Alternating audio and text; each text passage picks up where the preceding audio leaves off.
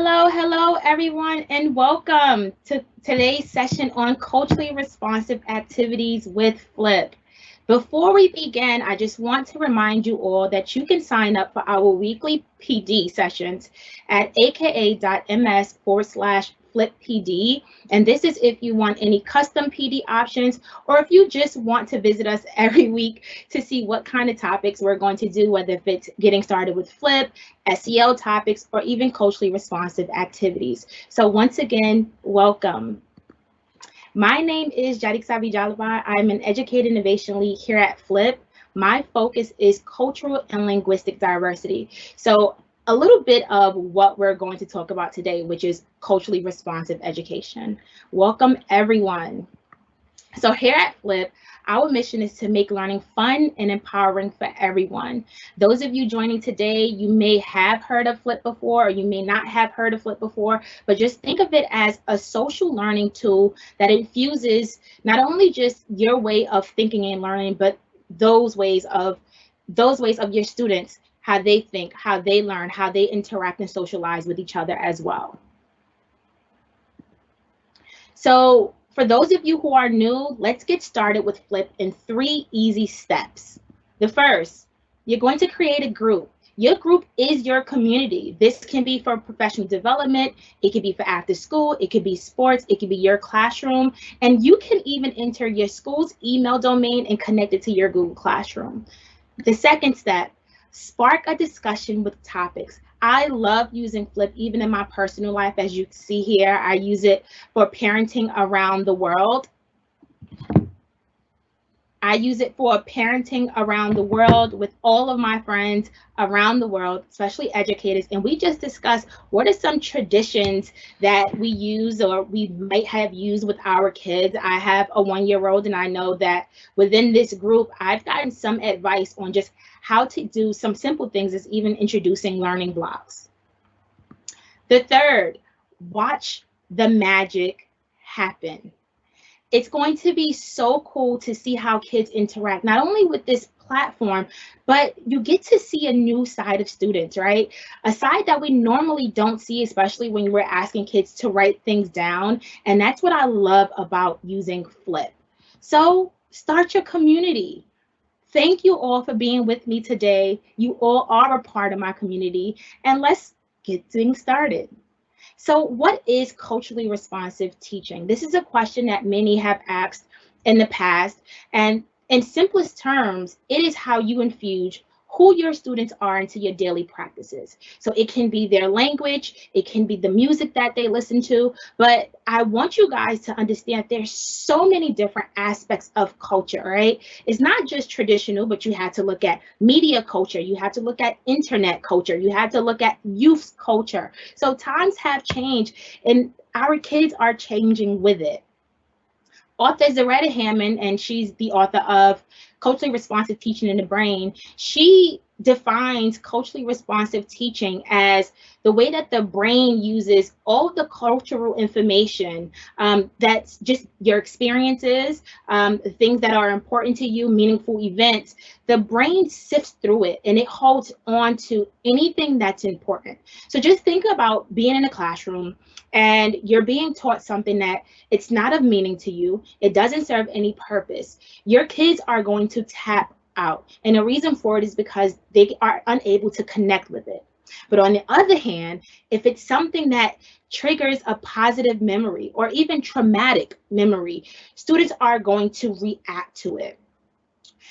If you introduce students and you incorporate students into your daily practices, you'll have students actually connecting with what you're teaching and also making real world connections. So they become critical thinkers. So this is why we're here today, to discuss some strategies that we can use in our daily practices. So I love using Flip, and a lot of people, especially if you follow me on social media, you know that I loved using Flip with my students. And so what I wanted to do today is to get you to think about how we can use the Flip features for culturally responsive teaching.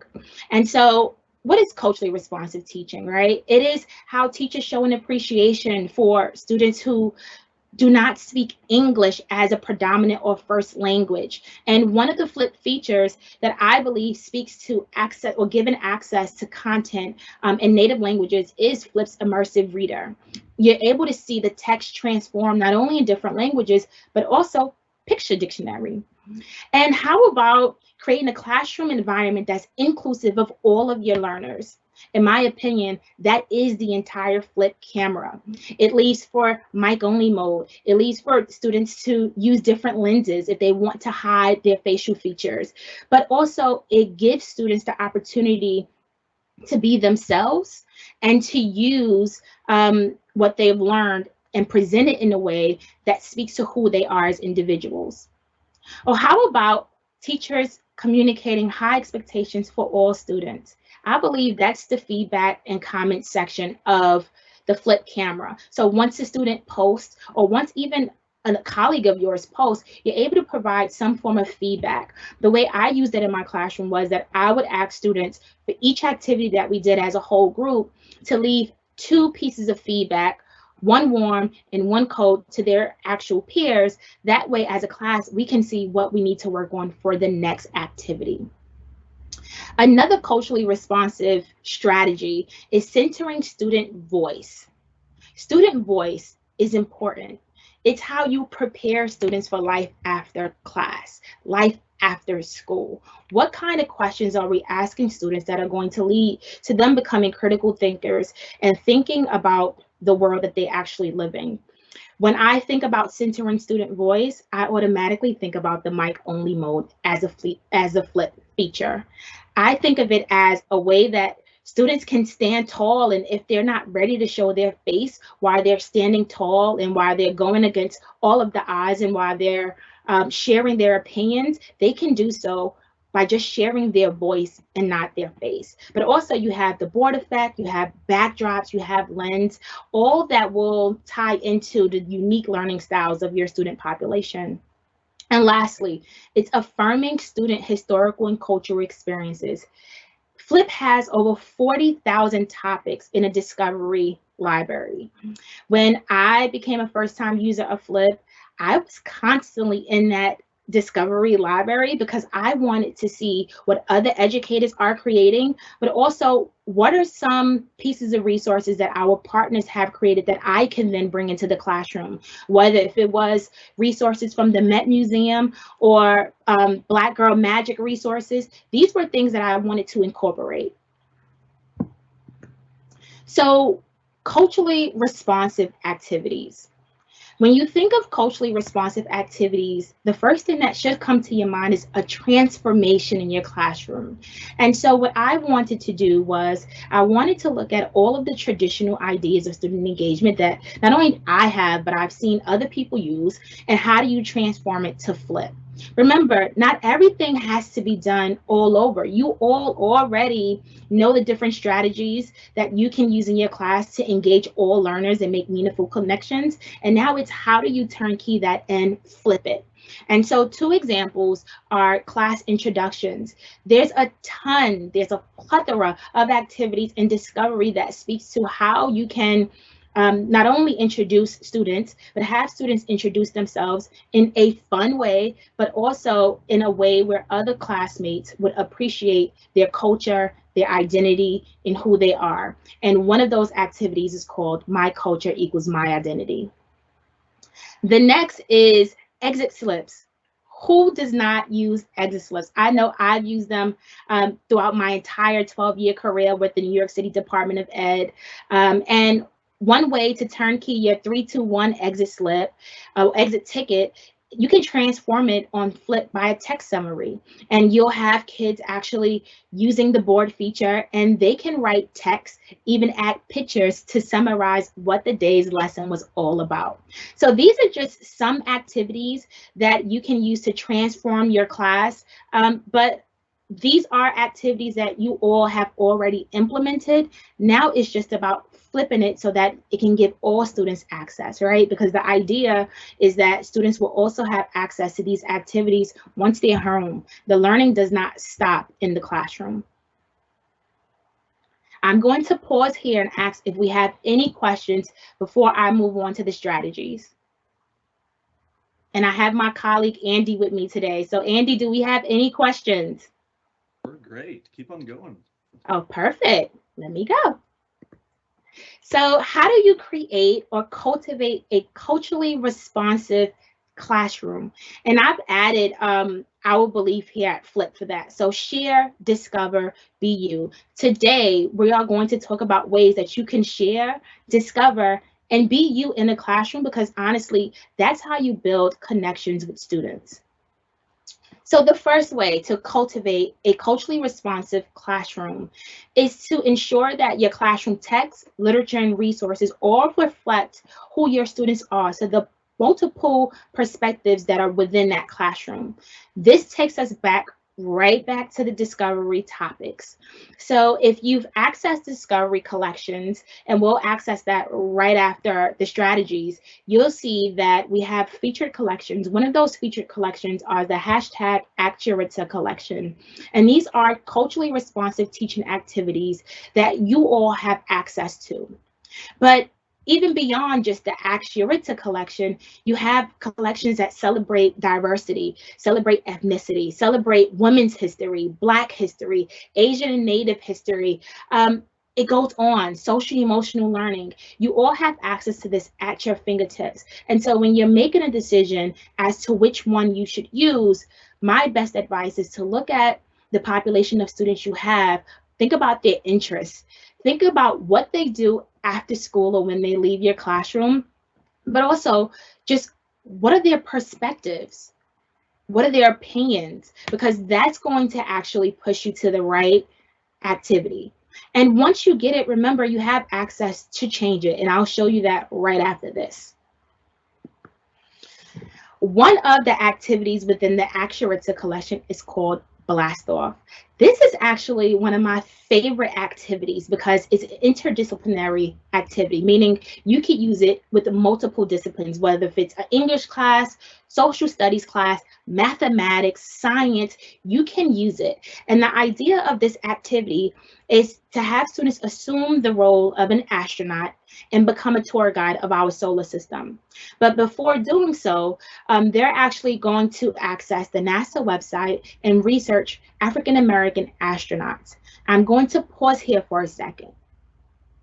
I want you guys to understand that culture is different from race. Culture is not race. When you think of culture, you're going to think of what makes a person an individual. You're going to think of their customs. You're going to think of their historical traditions. You're going to think about their religious beliefs. You're going to think about regions and countries that they grew up in because that tells you a lot about who a person is as an individual. The slang that they speak that might be language that's only recognized in one region of a country as opposed to the next.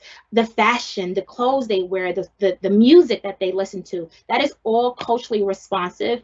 And it does not take for a student to be of color to have their educators appreciate their culture. With that being said, with this particular project, the reason why I wanted students to research African American astronauts is because this is a topic that most books don't speak about, right? We don't really speak about or have the opportunity to learn about African American astronauts. And so with this activity, you're having students explore all of the achievements of African American astronauts, but then also assuming the roles that they can become the astronauts themselves and the tour guides. And so it gives kids almost the opportunity to explore space just from their computers. Another activity is Genie in a Bottle.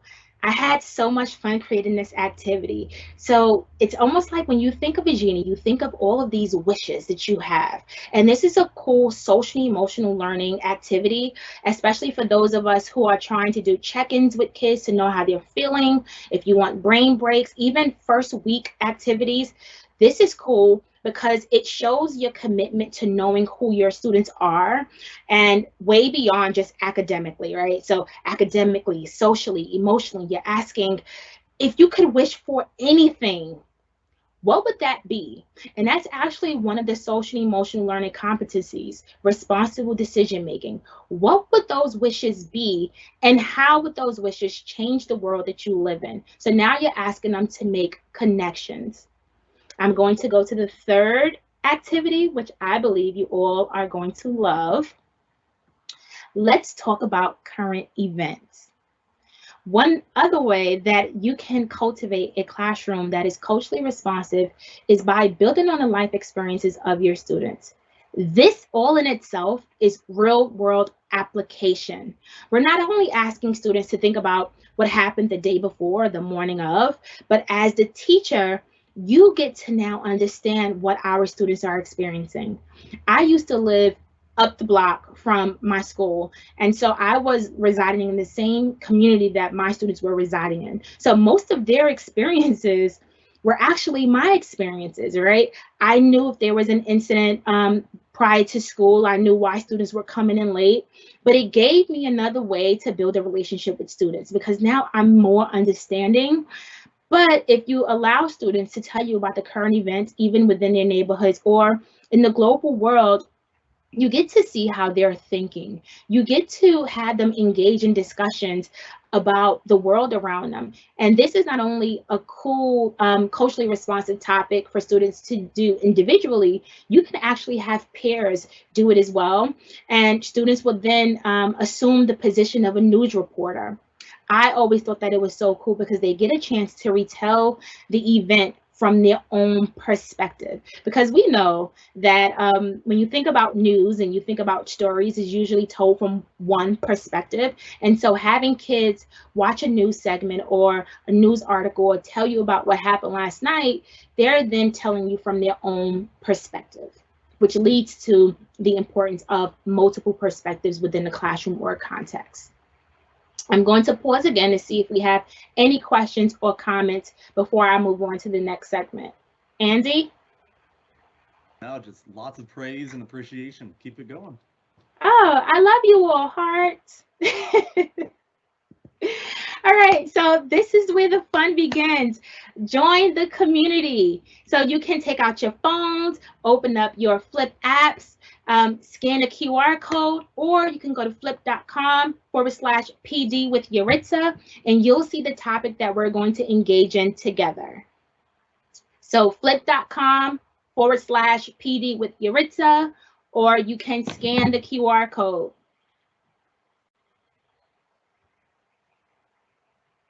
I'm going to give you guys some time to scan before I change the screen.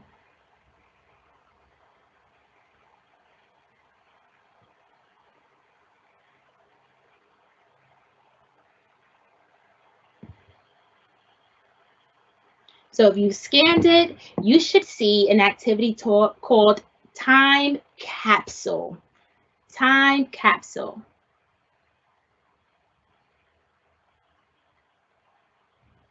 So flip.com/PD with Yaritza. And I'll have Andy actually put it in the chat as well so that you all can have access to it while I move on to the next slide deck. Well, to the next slide. So time capsule. This brings me to the last, but to me, the most important strategy of creating and sustaining a culturally responsive classroom environment, and that's acknowledging your own cultural identity. In other words, be yourself with your students, right? Students love to see when we give them examples of classwork that we did ourselves. They want to know that you too make mistakes. And in culturally responsive teaching and learning, the first hurdle is getting to know yourself. What's your culture? Do you have some biases, right? Do you believe that culturally responsiveness is just about praising and motivating kids of color? Because if so, that's an underlying issue. We know with culturally responsiveness or culturally responsive teaching or culturally responsive sustaining teaching, it's about bringing out who your students are, their unique backgrounds, their unique experiences without bringing about trauma. And so with this activity, I think it's a cool way to not only think about yourself, your identity, but it's also a cool way with your students to see what are things that they believe is important. So for this activity, I would love for us to think about what is one item that you would include in your time capsule and why. And what would you like to show the future about your here and now? This could be about anything. It could be about social media. It could be about war. It could be about what happened to your garden. Maybe your tomatoes grew, maybe they didn't. It could be about a recipe. This is all about getting to know yourself, because once you share that item, or once you decide on the item that you would love to add to this time capsule, you should reflect on why. Why am I holding this near and dear and true to my heart? Why do you want folks of the future to understand this aspects about the present day? And so I'm going to give you guys some time before I move on to my last slide. So I'll pause for about 3 minutes. And then we have 2 other slides to go. It's called Time Capsule. And actually, while we do that, and you guys are accessing this, I'll show you what all the activities are in Discovery.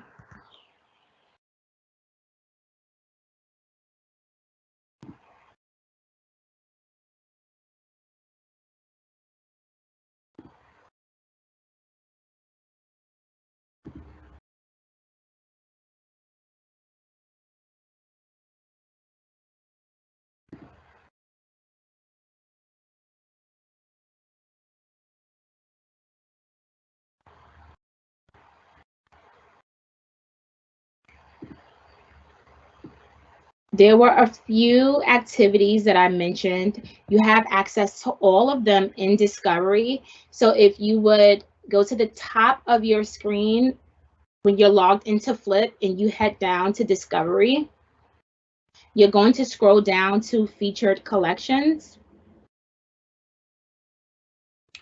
And you're going to click on View All. Discovery is like a treasure chest of ideas. Even when I don't have to go into Discovery, I go into Discovery because I'm constantly exploring what new resources and activities have been updated. So you're going to click on Ask Yuritsa, and there you'll see 43 topics that I've created for anyone to use. So here's the blast off activity, and for any activity that you see there, you're going to click on it, and then you can add it to your group or save it for later by clicking Add Topic. So you can add it to your group, you can create a new group, or you can save it for later.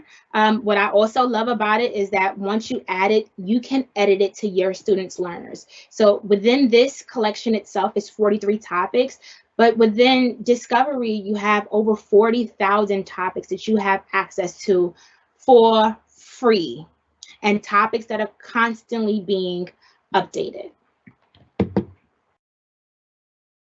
So I'm going to head on over to our group topic.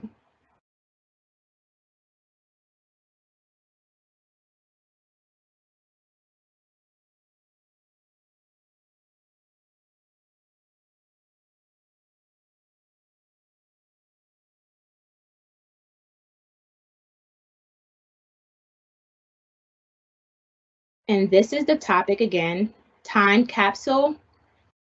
You're going to think about one item to place within this time capsule container that holds a present day item. So it can be a photo that you hold near and dear to your heart, newspaper, a social media post, and then you're going to think about why. What is the purpose of you including this into your time capsule? Beyond today, if you want to use this with your students, this also gives you a fun way to not only get to know who your students are, but as I mentioned before, what's of importance to your students.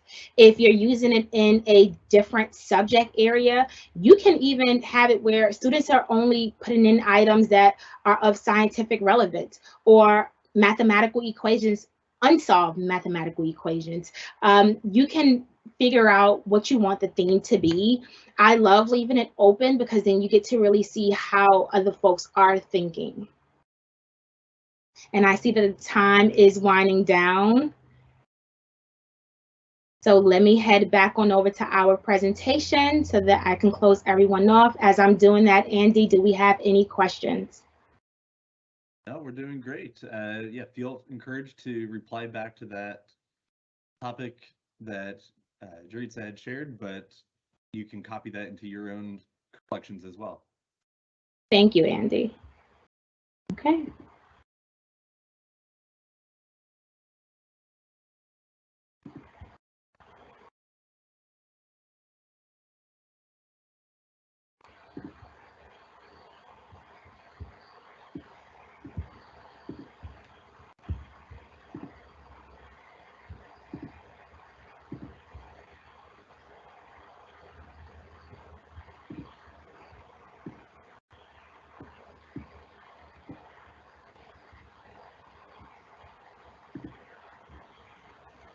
All right, so as you all are engaging with this activity or saving it for later, I just want to share with you that our partners over at TakeLessons has provided a promo code for you guys to actually have up to 3 private lessons for free up until November 30th. So if you haven't heard about TakeLessons, I enjoy it. I use TakeLessons. It's a platform where you can receive private lessons. You have instructors that are not only top rated, but they're individuals that actually care about what you want to learn. So I've taken yoga lessons. I'm on my 3rd. I'm so dedicated that I ordered the mat from Amazon, but I'm not promoting Amazon.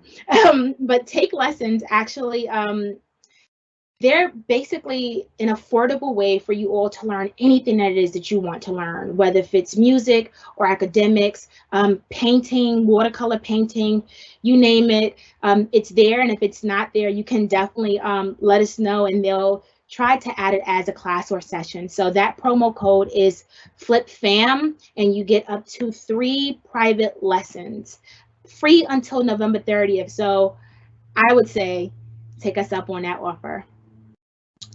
And with that being said, thank you so much for today's session.